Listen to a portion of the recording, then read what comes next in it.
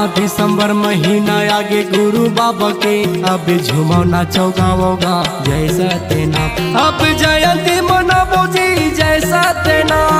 दिसंबर महीना आगे गुरु बाबा के अब झूमो नाचो गाओ जी जैसा तेना अब जयंती मनाबो जी जैसा तेना। गली गली पंथी चौका वही जैसा तेना।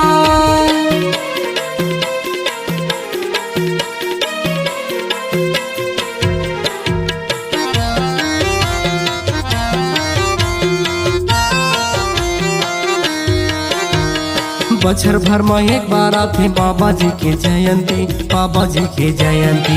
जगह जगह पंथी होते बाबा जी के अर्जी बाबा जी के अर्जी।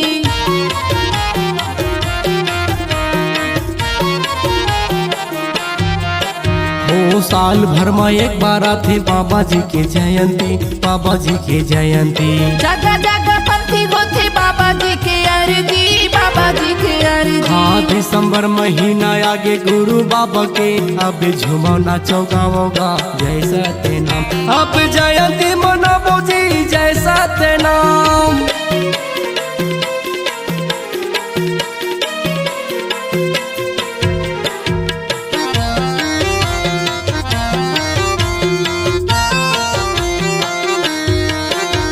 सत्य के निशानी है जोड़ा जैते खाम जी जोड़ा जैते खाम जी। मन की इच्छा पूरा करते गुरु जी कर नाम जी गुरु जी कर नाम जी।